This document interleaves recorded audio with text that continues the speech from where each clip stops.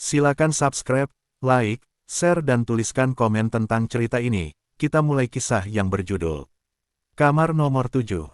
Namaku Laila, usiaku 26 tahun. Aku baru 1 tahun bekerja sebagai perawat di sebuah rumah sakit umum kecil di kota tempat aku dibesarkan. Rumah sakit itu tidak besar, tapi selalu penuh cerita tentang kehidupan yang datang dan yang pergi setiap hari.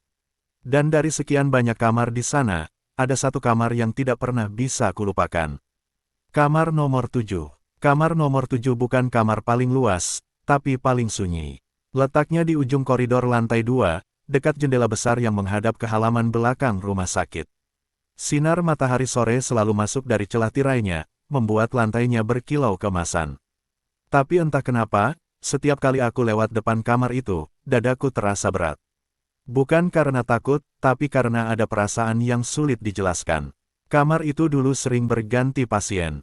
Tapi suatu hari, datang seorang pasien laki-laki parubaya bernama Pak Darto. Usianya 55 tahun, sopir truk antar kota. Ia masuk karena kecelakaan ringan, luka di kaki dan sedikit benturan di kepala.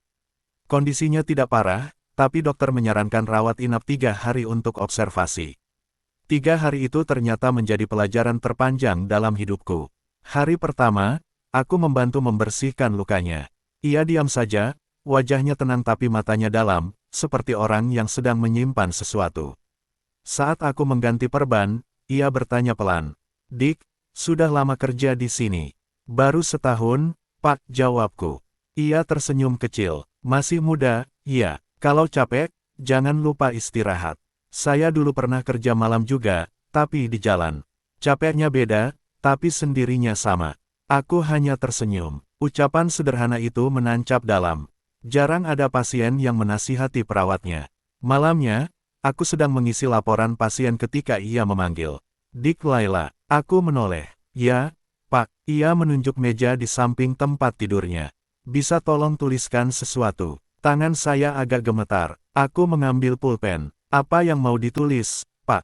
Ia berpikir sebentar, lalu berkata, "Tulis ke anak saya, namanya Raffi." Aku menatapnya. "Boleh, Pak." Ia mulai mendikte pelan. "Raffi, jangan marah sama ayah. Kalau ayah tidak sempat datang waktu kamu lahir, bukan karena tidak mau, tapi karena sedang mencari uang untuk beli susu pertamamu." Aku berhenti menulis. Air mataku hampir jatuh, tapi kutahan. Ia melanjutkan, "Ayah minta maaf karena waktu kamu ulang tahun ke-10, ayah cuma bisa kirim ucapan lewat sopir lain. Tapi ayah janji, kalau kaki ini sembuh, ayah akan datang ke rumahmu, meskipun cuma untuk lihat kamu dari jauh." Aku menatap tulisanku. Huruf-hurufnya bergoyang karena tanganku gemetar.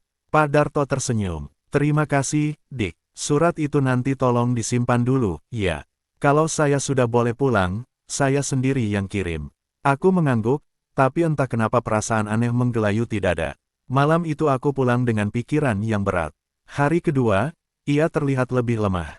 Dokter bilang tekanannya agak turun, mungkin karena kelelahan atau stres. Aku membawakan sarapan. "Pak Darto, ayo makan."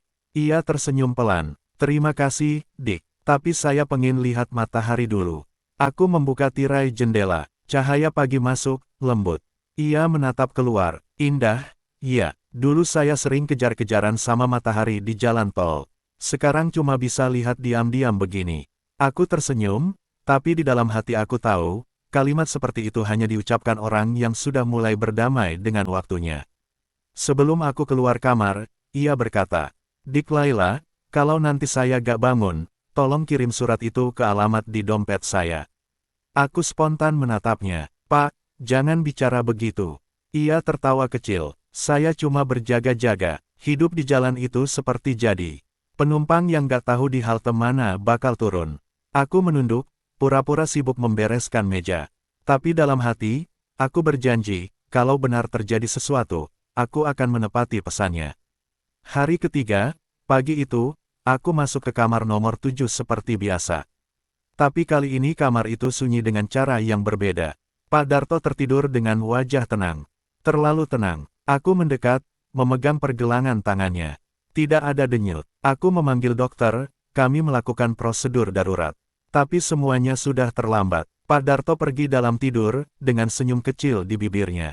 Seperti orang yang akhirnya sampai di tempat tujuan setelah perjalanan jauh. Aku berdiri lama di samping ranjangnya, menatap wajahnya yang damai. Air mata jatuh tanpa bisa kutahan. Di atas meja, ada secarik kertas, surat untuk Raffi yang belum sempat dikirim. Sesuai pesan terakhirnya, aku mencari alamat di dompetnya.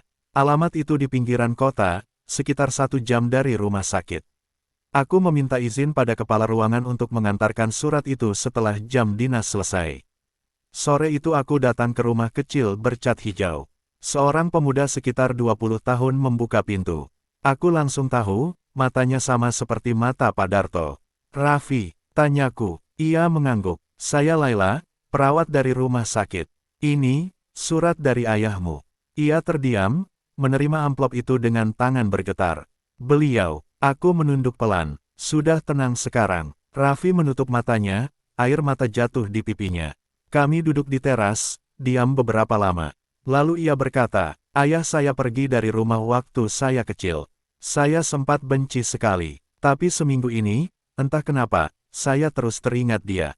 Aku menatapnya. Mungkin karena doa selalu tahu jalan pulang, meskipun manusia lupa arah.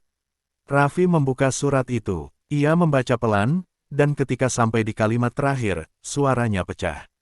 "Ayah akan datang ke rumahmu, meskipun cuma untuk lihat kamu dari jauh."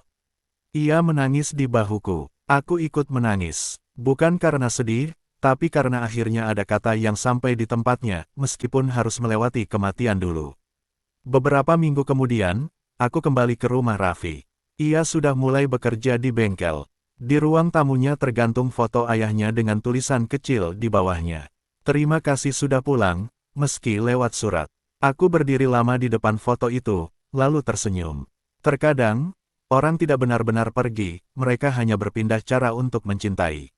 Sejak hari itu, setiap kali aku melewati kamar nomor 7, aku berhenti sebentar. Aku membuka jendela dan membiarkan cahaya masuk. Bagiku, itu bukan kamar kosong lagi. Itu tempat di mana dua hati yang lama terpisah akhirnya saling menemukan jalan pulang. Aku masih bekerja di rumah sakit yang sama. Masih merawat pasien-pasien yang datang dan pergi setiap hari.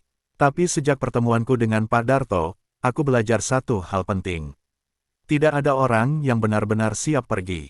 Tapi selalu ada seseorang yang menunggu pesan terakhirnya sampai tiba. Aku Laila, dan ini kisahku tentang kamar nomor 7, tempat aku belajar bahwa pekerjaan seorang perawat bukan hanya menjaga tubuh pasien, tapi juga menjaga agar pesan-pesan cinta terakhir mereka sampai kepada orang yang tepat. Setiap kamar di rumah sakit menyimpan dua hal, rasa sakit dan harapan. Tapi di antara keduanya, selalu ada ruang kecil bernama cinta, yang membuat manusia tetap ingin hidup, atau pergi dengan tenang. Jika hari ini kamu masih bisa mengirim pesan pada orang yang kamu sayangi, jangan tunggu besok, karena tidak semua surat punya waktu untuk dikirim.